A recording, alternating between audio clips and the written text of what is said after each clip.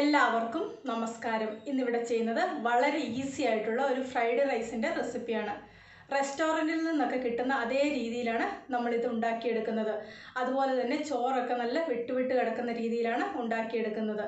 നമുക്ക് നല്ല പെർഫെക്റ്റ് ആയിട്ട് വീട്ടിലും റെസ്റ്റോറൻറ്റിലെ അതേ രീതിയിൽ തന്നെ ഉണ്ടാക്കിയെടുക്കാൻ പറ്റും. ചോറ് കുറച്ച് നേരത്തെ തയ്യാറാക്കി വെച്ചിട്ടുണ്ടെങ്കിൽ നമുക്കിത് 5 മിനിറ്റിനുള്ളിൽ റെഡിയാക്കി എടുക്കാൻ പറ്റും. ചില്ലി ചിക്കനാണ് ഇതിന് ഏറ്റവും നല്ലൊരു കോമ്പിനേഷൻ. ചില്ലി ഗോപിയോ ചില്ലി പനീറോ ഒക്കെ ഇതിന് വേണ്ടിയിട്ട് ഉപയോഗിക്കാം. ഇനി നമുക്കിതെങ്ങനെയാണ് ചെയ്യേണ്ടതെന്ന് നോക്കാം.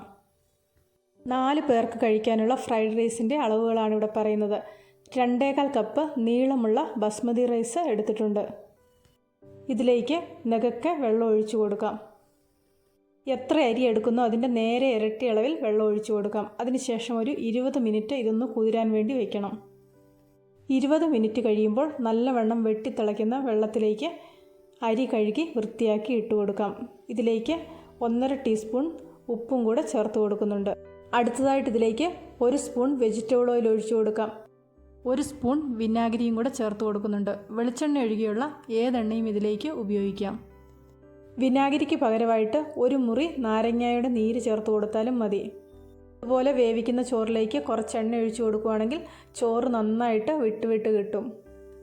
അതുപോലെ തന്നെ നാരങ്ങാ നീരോ വിനാഗിരിയോ ചേർത്ത് കൊടുക്കുകയാണെങ്കിൽ ഒരു നല്ല ടേസ്റ്റും വരും.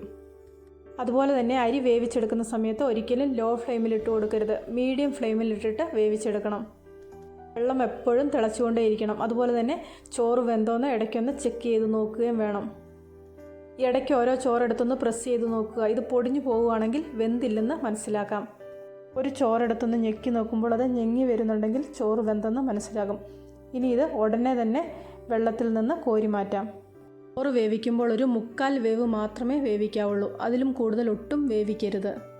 അതിനുശേഷം ഉടനെ തന്നെ ഒരു പരന്ന പാത്രത്തിലേക്ക് ഈ ചോറ് മാറ്റണം. ഞാനിവിടെ 2 പാത്രത്തിലായിട്ടാണ് ചോറ് മാറ്റിയിരിക്കുന്നത്. അതിനുശേഷം ഉടനെ തന്നെ ഫാനിൻ്റെ കീഴെ വെച്ച് ഇത് തണുപ്പിച്ചെടുക്കണം. 1-2 പ്രാവശ്യം ഒന്ന് ഇളക്കി കൊടുക്കാം. അങ്ങനെ വരുമ്പോഴേക്ക് ചോറൊട്ടും കട്ട പിടിക്കാതെ കിട്ടും. ഇനി നമുക്ക് ഫ്രൈഡ് റൈസിന് വേണ്ട ബാക്കി കാര്യങ്ങൾ എന്തൊക്കെയാണെന്ന് നോക്കാം. ഇവിടെ കുറച്ച് ക്യാരറ്റ് ചെറുതായിട്ട് മുറിച്ചത്, ബീൻസ് ചെറുതായിട്ട് മുറിച്ചത്, ഇത് കുറച്ച് ചിക്കൻ വേവിച്ചെടുത്തതാണ്.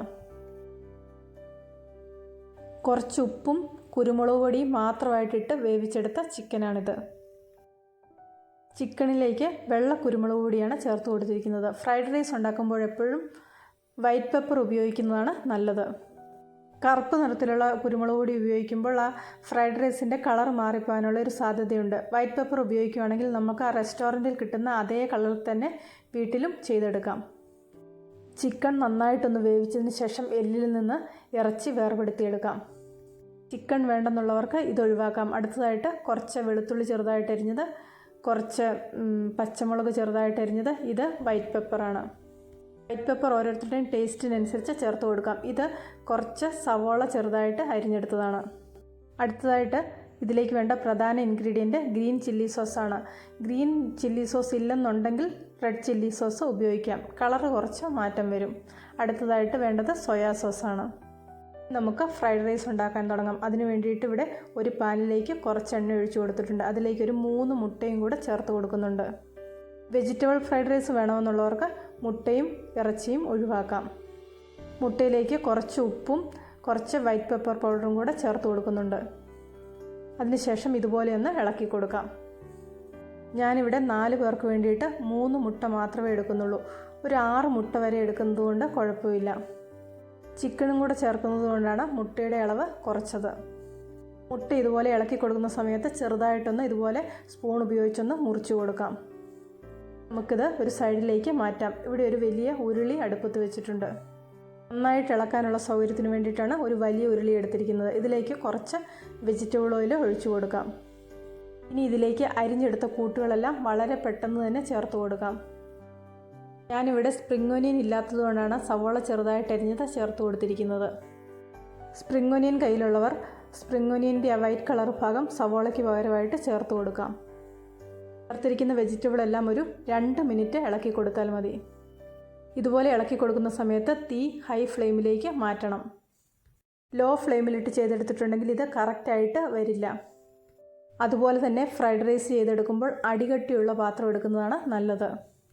കനം കുറഞ്ഞ പാത്രം എടുത്തിട്ടുണ്ടെങ്കിൽ പെട്ടെന്ന് പുകഞ്ഞ് വെജിറ്റബിളൊക്കെ അടുക്കി പിടിക്കാനുള്ള ഒരു സാധ്യതയുണ്ട്. ഇപ്പോൾ 2 മിനിറ്റ് കഴിഞ്ഞിട്ടുണ്ട്. വെജിറ്റബിളൊക്കെ റെഡി ആയിട്ടുണ്ട്.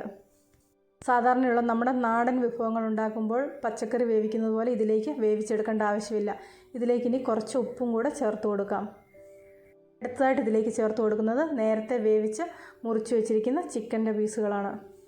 ഇനി ഇതിലേക്ക് 1 table spoon green chilli sauce ചേർത്ത് കൊടുക്കുന്നുണ്ട്. അടുത്തതായിട്ട് 1 സ്പൂൺ സോയാ സോസാണ് ചേർത്ത് കൊടുക്കുന്നത്. ഡാർക്ക് സോയാ സോസ് ആയതുകൊണ്ടാണ് 1 സ്പൂൺ ചേർത്ത് കൊടുത്തത്. ലൈറ്റായിട്ടുള്ള സോയാ സോസ് ആണെങ്കിൽ കുറച്ചും കൂടെ കൂടുതൽ അളവിൽ ചേർത്ത് കൊടുക്കാം. അടുത്തതായിട്ട് ഇതിലേക്ക് നേരത്തെ ചിക്കി പൊരിച്ച് വെച്ചിരിക്കുന്ന മുട്ട ചേർത്ത് കൊടുക്കാം. റെഡിയാക്കി വെച്ചിരിക്കുന്ന റൈസ് ചേർത്ത് കൊടുക്കാം. ഈ സമയമായപ്പോഴേക്ക് റൈസൊക്കെ നന്നായിട്ട് തണുത്ത് വന്നിട്ടുണ്ട്. അതുപോലെ റൈസ് വേവിച്ച് വെക്കുന്നത് നമ്മൾ ഫ്രൈഡ് റൈസ് ഉണ്ടാക്കുന്ന ഉടനെ തന്നെ ചെയ്തെടുക്കണമെന്നില്ല. തലേ ദിവസം ചെയ്തെടുത്ത് ഫ്രിഡ്ജിൽ വെച്ചിട്ടുണ്ടെങ്കിൽ നമുക്ക് പിറ്റേ ദിവസം ഈസി ആയിട്ട് ഫ്രൈഡ് റൈസ് ചെയ്തെടുക്കാം. അടുത്തതായിട്ട് ഇതിലേക്ക് കുറച്ച് വൈറ്റ് പെപ്പർ പൗഡറും കൂടെ ചേർത്ത് കൊടുത്തിട്ടുണ്ട്. വൈറ്റ് പെപ്പർ പൗഡറും ഓരോരുത്തരുടെയും ടേസ്റ്റിനനുസരിച്ച് അളവിൽ മാറ്റം വരുത്താം. ഈ ചേരുവകളൊക്കെ നന്നായിട്ടൊന്ന് ഇളക്കി കൊടുക്കാം. എല്ലാ ഭാഗവും ഒരേ കളറാവുന്നത് വരെ നന്നായിട്ടൊന്ന് മിക്സ് ചെയ്തെടുക്കാം. നല്ല സ്പീഡിലൊന്ന് ഇളക്കി കൊടുക്കാം. ഇവിടെ ഇപ്പോൾ ഉണ്ടാക്കിയിരിക്കുന്ന ഫ്രൈഡ് റൈസിന് 95% റെസ്റ്റോറൻറ്റിൽ നിന്ന് കിട്ടുന്ന ഫ്രൈഡ് റൈസിൻ്റെ അതേ ടേസ്റ്റായിട്ടാണ് വന്നിരിക്കുന്നത്. ബാക്കി 5% എന്ന് പറയുന്നത് ഒരു നുള്ള അജിനോമോട്ടോയും കൂടി ഈ സമയത്ത് ചേർത്ത് കൊടുക്കുകയാണെങ്കിൽ നമുക്ക് റെസ്റ്റോറൻറ്റിലെ അതേ ടേസ്റ്റിൽ ചെയ്തെടുക്കാൻ പറ്റും. ഞാനിവിടെ അജിനോമോട്ടോ ഉപയോഗിക്കുന്നില്ല.